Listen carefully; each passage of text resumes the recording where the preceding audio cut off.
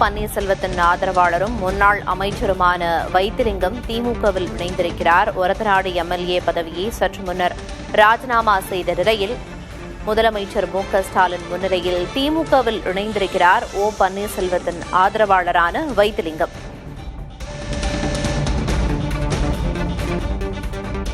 அதிமுக முன்னாள் அமைச்சர் வைத்திலிங்கம் திமுகவில் ஐக்கியமாகியிருக்கிறார். பன்னீர்செல்வத்தின் ஆதரவாளரான அதிமுக முன்னாள் அமைச்சர் வைத்திலிங்கம் திமுகவில் இணைந்துள்ளார்.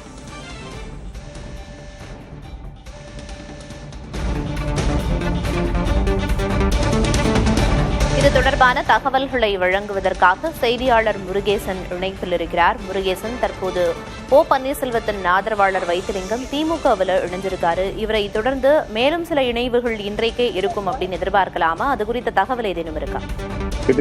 அதிமுகவில் இரட்டை தலைமை இருந்த நிலையில், அதாவது பன்னீர்செல்வம் மற்றும் எடப்பாடி பழனிசாமி ஆகியோர் இரண்டு பேரும் இரட்டை தலைமையாக செயல்பட்டு வந்த நிலையில் ஒற்றை தலைமை வேண்டும் என்று கோரிக்கை வலுவழுத்தி எடப்பாடி பழனிசாமி அவர்கள் பொதுச் செயலாளர் தேர்ந்தெடுக்கப்பட்டார். ஒருங்கிணைப்பாளர் இணை உறுப்பு பதவி ஒழிக்கப்பட்டு பொதுச் செயலாளர் பதவி மட்டும் உருவாக்கப்பட்டது. இதன் அடிப்படையில் கருத்து வேறுபாடு காரணமாக இருவரும் பிரிவு ஏற்பட்டது. இதன் அடிப்படையில் கடந்த 2022ஆம் ஆண்டு ஓபிஎஸ் ஆதரவாளர்கள் வைத்திலிங்கம், பெல்லவடி நடராஜன் உட்பட பலர் கட்சியில் விலக்கப்பட்டார்கள். இதனைத் தொடர்ந்து தனியாக அவர்கள் ஓபிஎஸ் தலைமையில் அதிமுக மக்கள் தொண்டர் உரிமை மீட்பு குழு என்ற குழுவை உருவாக்கி தொடர்ந்து செயல்பட்டார்கள். கடைசி நேரத்தில் தேர்தல் நெருங்கின காலத்தில் எங்கள் கட்சியில் இணைத்தால் போதும், எங்கள் பதவி எதுவும் எதிர்பார்க்க மாட்டோம் அப்படின்ற அதிமுக இணைந்தால் நாங்கள் போதும் என்ற ஒற்றை கோரிக்கை வலியுறுத்தினார்கள். ஆனால் இந்த இணைப்புக்கு சாத்தியமில்லை என்று எடப்பாடி தரப்பில் தீவிரமாக வலியுறுத்தப்பட்டது. இதைத் தொடர்ந்து அடுத்த கட்ட நிகழ்வு என்னவாக இருக்க வேண்டும் என்பதற்காக ஓபிஎஸ் மாவட்டத்தில் ஆலோசனை நடத்தினார்.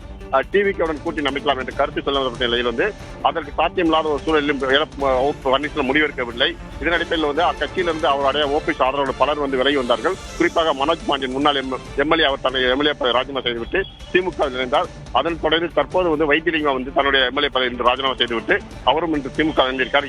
இவருடைய ஆதரவாளரான முன்னாள் எம்எல்ஏக்கள் முன்னாள் அமைச்சர் வெல்லமணி நடராஜன், குன்னம் ராஜேந்திரன் அவர்களும் அடுத்தடுத்த நிகழ்வு காலங்களில் வரக்கூடிய நாட்களில் அவர்களும் திமுக இணைந்திருக்க வாய்ப்பு அதிகமாக இருக்கிறது. எடப்பாடி